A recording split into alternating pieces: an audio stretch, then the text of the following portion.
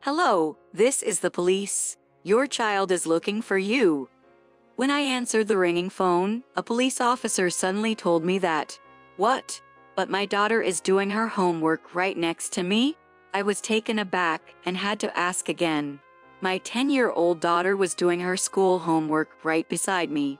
Unable to understand the situation, I replied anxiously. The officer insisted that they were with my daughter. According to the officer, the child they had found had a note with my name and address. When I spoke to the child over the phone, the voice sounded strangely familiar.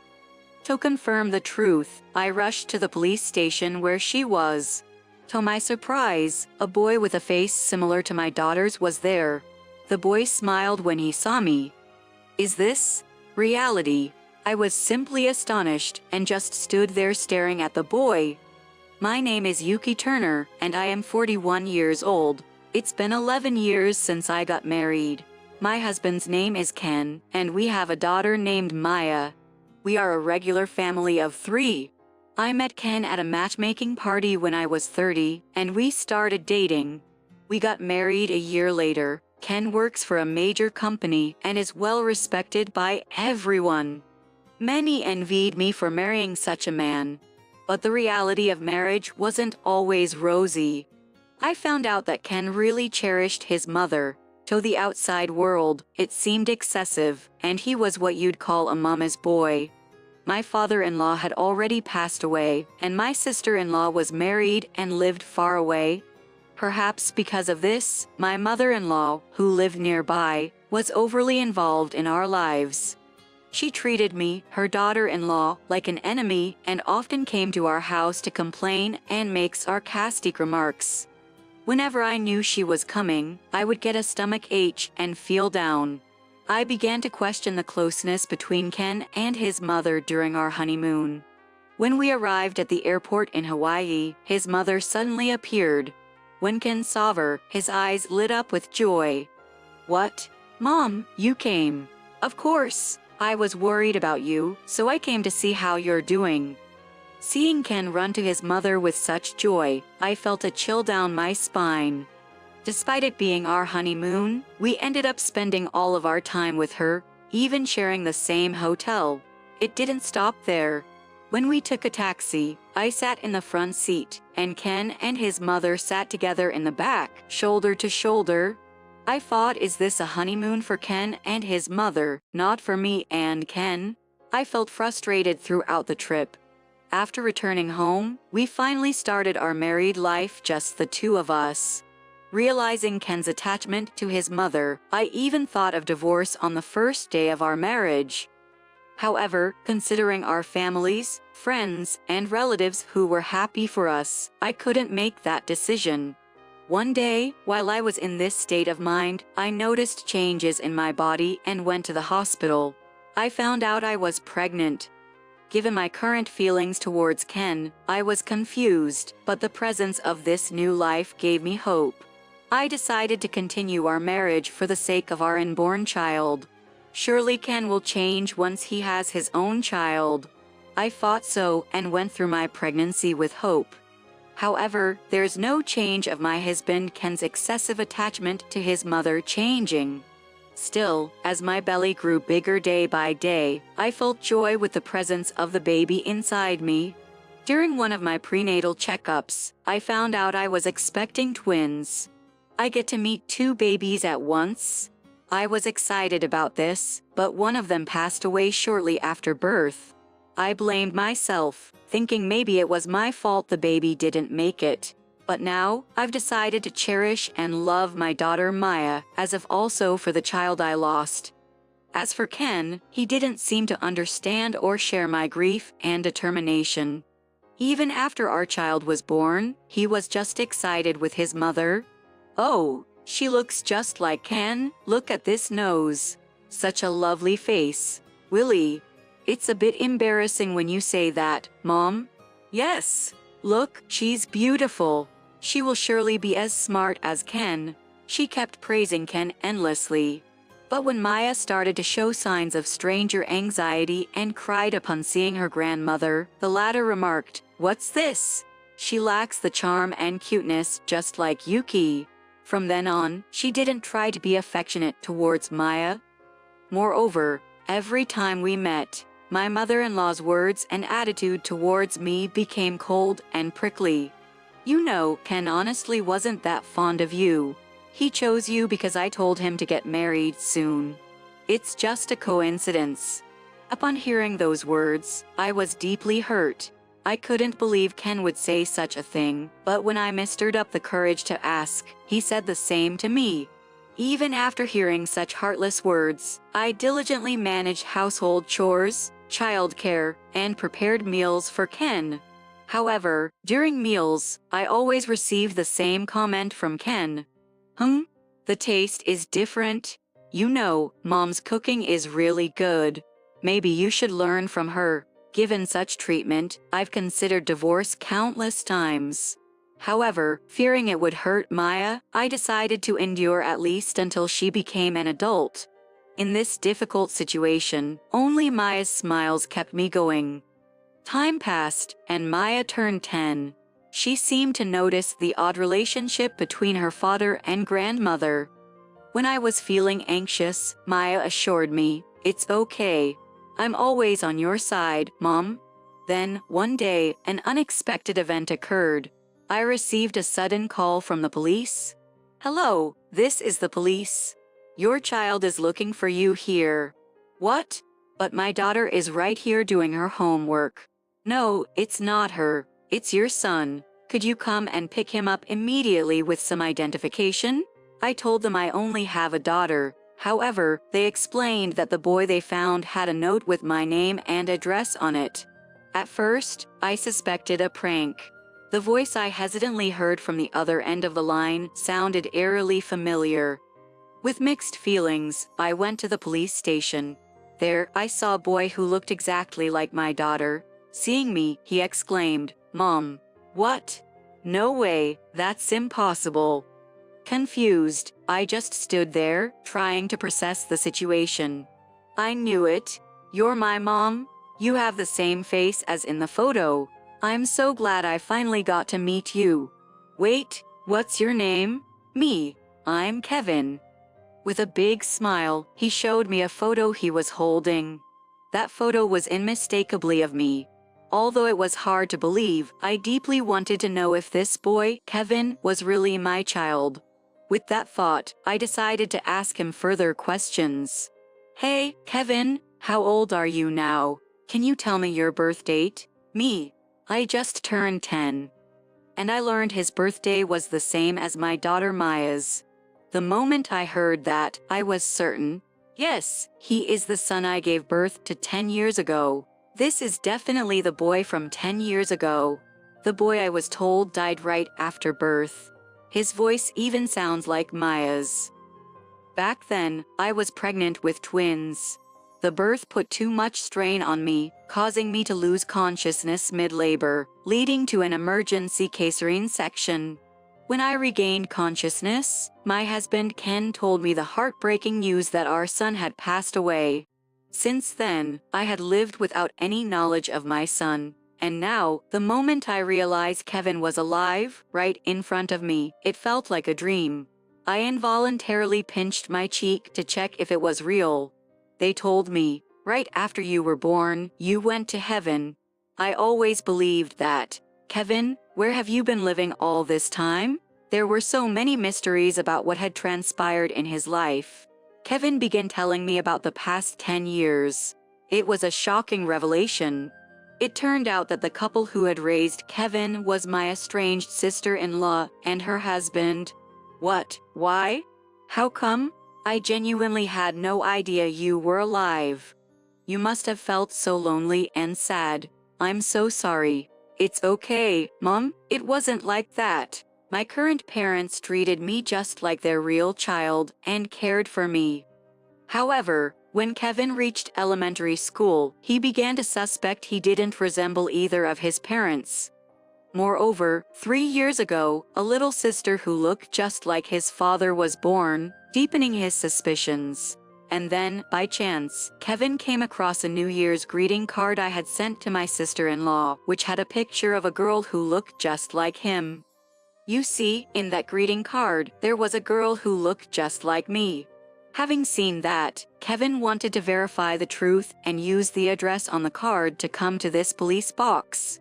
The house of my sister-in-law is a 3-hour train ride away. We had hardly met in the past 10 years. Although I continued to send New Year's cards without any response, just the thought of those cards reconnecting our bond was deeply emotional. I thought about asking my parents many times, but it was difficult. So I decided to find out for myself and came here. It must have been tough coming all the way here by yourself. Thank you for coming, Kevin. I never imagined I'd see you again. It truly feels like a dream. Ever since I was little, I loved trains. So I often rode them with my dad. That's why I wasn't scared to take the train by myself. From a young age, Kevin liked route maps and memorized them, so he was able to navigate to my town without getting lost. However, he couldn't locate my house using just the address and had asked a police officer for directions, who then contacted me. I informed him that the girl in the photo, who looked like him, was his sister Maya. I see. So, she's my little sister. Kevin looked at me with a happy smile. Meeting Kevin filled me with joy and happiness, but as my excitement settled, many questions started surfacing. Why did they lie and say that the baby, Kevin, I gave birth to had passed away, and let the stepsister and her husband raise him? From what my mother-in-law and husband told me, my stepsister's husband runs a company and is so busy that he cannot afford time for anything other than work. They said they kept their distance to avoid causing him inconvenience. Now I think that was just an excuse to keep Kevin's existence hidden from me. However, even if I wanted to know the truth, questioning my mother-in-law and Ken, who have been deceiving me with lies for 10 years, would just lead to them evading the issue. So I decided to contact my stepsister directly. If, as Kevin said, they raised him with love, the couple should be able to tell me what they know. With my heart racing, I made the call, and Helen, my stepsister, answered. Hello, it's about Kevin. On the other end of the line, there was a brief moment of shock, as if time had stopped. Why are you raising the son I gave birth to? Caught off guard by my sudden question, Helen hesitated but eventually revealed everything she knew, and what she told me was far beyond my expectations. Those two. How could they do such a thing? I'll never forgive them. I'll punish them without mercy. Furious like never before, I resolved to get back at my mother-in-law and Ken for taking Kevin away from me. A few days later, on Ken's day off, I invited my mother-in-law to my home. She happily came over. I was more cheerful than usual, serving them tea with a big smile. Yuki, what's gotten into you? You seem different. What's the matter? Who knows? Maybe it's going to snow? As always, they made such remarks, belittling me. But I thought their smug attitude wouldn't last for long. Well, I've invited a guest over today. At that moment, Kevin suddenly appeared in the living room. The moment they saw him, Ken and my mother-in-law's faces contorted with shock. Ken, mother-in-law, you know who this boy is, right? Huh? Who is he? I don't recognize him. Do you, Ken? No, I don't. What's going on, Yuki? Just as I expected, they pretended not to know him, but it was clear that they were panicking. It's me, Kevin. I'm Maya's twin brother. This is the son I gave birth to 10 years ago. The twin boy I was told had passed away. Why did you guys lie to me about Kevin's death? I confronted them with strong words, but they kept pretending not to know in this situation. Well, can you still play dumb in front of this person? Saying that, I called out to Helen, who was waiting in the next room. Ken and my mother-in-law were surprised to see her and stared in disbelief. How could you hand over Kevin to Helen and her husband without my consent? No matter how I think about it, this isn't something easily forgivable. According to Helen, she and her husband had wanted a child but were unable to have one. At that time, I had given birth to twins. Ken and my mother-in-law apparently told Helen I was suffering from postpartum depression and asked her to adopt Kevin. Furthermore, they told her that I had agreed to this. Why? How could you do this on your own? How cruel can you be? I tried to stop it, but Mom said it was okay. What, Ken, are you blaming me now? With Kevin and Helen's appearance revealing the truth, the two began to blame each other and make excuses. Helen, seeing the disgraceful behavior of the two, made a frustrated face and said with a big sigh, "Seriously, Ken and Mai rely too much on each other. It's disgusting just watching them." Helen said to lie about your child being dead and steal him from his biological mother? You're both the worst. What? What are you talking about now? Didn't you also rejoice when you heard Kevin would be adopted? That's right. You were also happy, making you complicit, right? What a turn of events. Ken and my mother-in-law shifted the blame unexpectedly to Helen. In this situation, Kevin, who had been silent, seemed to have run out of patience. He clenched his small hand tightly into a fist. "Hey, both of you, stop it. My mom isn't wrong. She took care of me like her real child and loved me so much. Don't be harsh on her."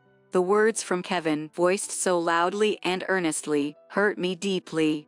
And as I watched Kevin trying to hold back tears, I trembled with rage. "Hey, Ken, mother, Kevin is crying.